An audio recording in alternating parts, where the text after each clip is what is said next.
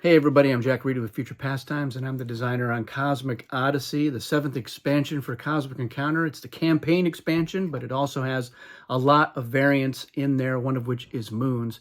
And I have another video that goes more generally into moons, and the link is in the description. But we're going to specifically focus on one of the types of moons, and that are the full moons. The full moons. So what are the different moons? Well, there were a lot of different types of moons, most of which you can tell just by the art on the moon token. So these are the full moons. The other types have different effects. Full moons are just an ongoing effect. So once you occupy it, you reveal the moon and you see what the effect is. And as long as you occupy it, you have that effect. Now, most of the moon types, there are 8, but there are 12 new moons. We have a few more of those to go in there. And again, that does not include the new moons, which are secret about which type of moon. So there are a couple of full moons in the new moon variety, but we're just going to cover those 12 moons that are in here, and we're going to look at their effects. So our first one is called Offense, and it's offense, sort of the British spelling. The Queen, I guess the King's English, offense with a C, and that's just to help you to differentiate between offense in a normal effect, although this is still offense only, so it's just a little cheeky way to do it. But the offense moon, for each occupied moon, the offense must add 1 to their total. So this is an ongoing effect. It's for everybody. It's not just whoever occupies the moon. It's an ongoing effect that includes everybody. The offense will always include a +1 for each occupied moon. So that is normally good when you're the offense, or if your side is on the offense. So if you're occupying this moon and your color comes up in Destiny, it's going to be used against you. But you can always vacate that moon at a later date if you are worried about your color coming up.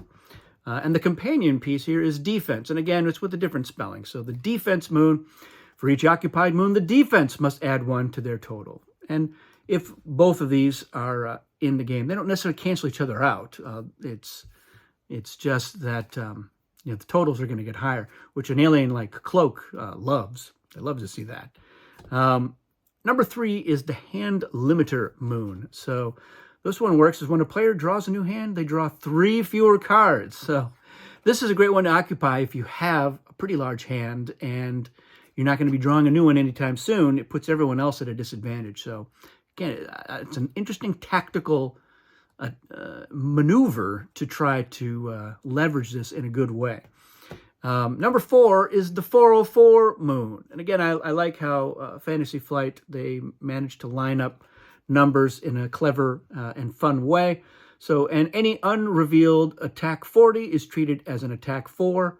I'm sorry, any revealed, not unrevealed, any revealed attack 40 is a 4, and vice versa. So there was a moon, it was called the 440 moon.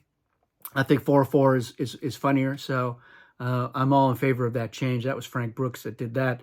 And yeah, the 40 is now no longer a great card to have in your hand, but attack 4 is suddenly really great. And so, yeah, it's a very edge case in there, but it's nice how it adds some tension to the game, and people start looking at their hands like, wait a minute, might be a little bit of a different outcome here.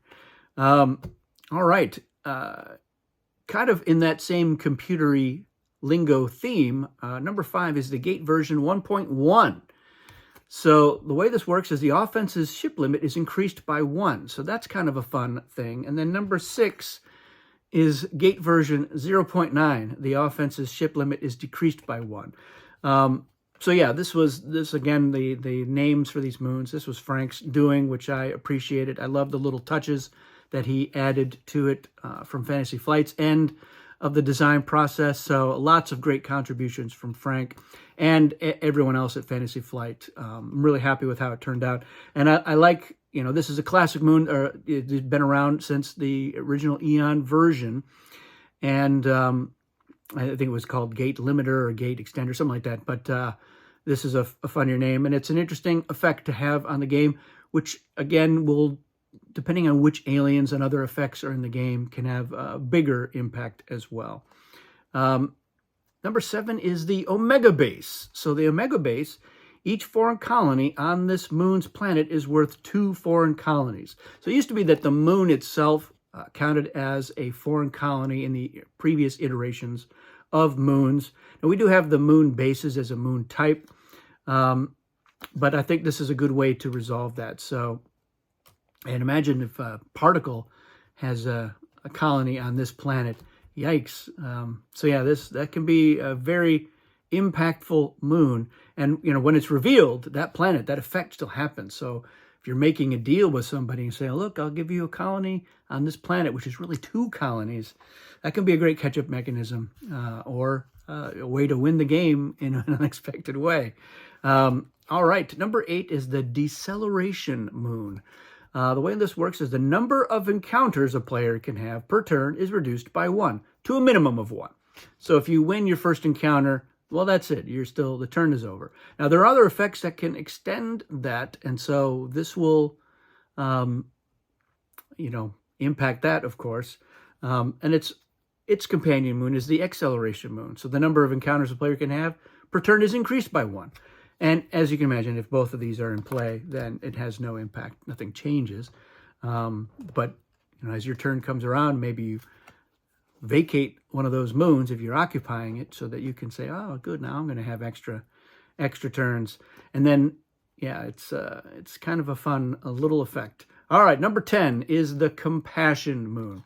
So each main player must select and negotiate if able. It's an ongoing effect. Whenever a main player has to choose one of their encounter cards while the compassion moon is occupied, if they have a negotiate, that's what they're choosing.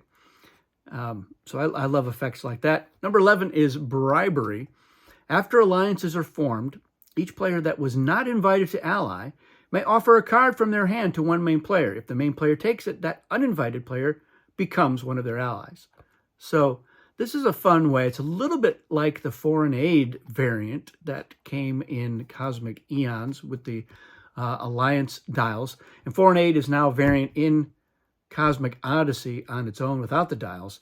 But not exactly the same. But yes, if you were like, well, here's a card that here's an attack 4, which because we've got the 4/4 moon in, is a 40, which you can have if you bring me along. Especially if you're attacking that planet where we're going to get 2 colonies. So yes. And then finally, number 12 is the moonshine moon. During the regroup phase, each player, other than the offense, draws a card. So a fun little effect, which you can, as your turn is coming up, vacate that moon as well. So I love the full moons. They really shake up the game in pretty interesting ways. Not a lot of the moons have a huge impact, but like the compassion moon certainly will. So some of them, yeah, they make for a really interesting game. So, and because I found them a little more interesting, that's why there are more than 8 in there. Would have been great to go up to 16, but again, there was only so much punch board that could be squeezed into this box, which is filled with stuff. So I think we ended up with a good assortment of moons, and I'm happy to have a few extra of the full moons in there. Let me know what you think of full moons. What do you think of these effects? Many of these effects are held over from previous versions of Cosmic Encounter. So not a lot of new stuff in there, but it's in a clear category so that you know it's an ongoing effect that affects everybody for as long as that moon is occupied. And that's it for this one. Thanks for watching. We'll see you again soon.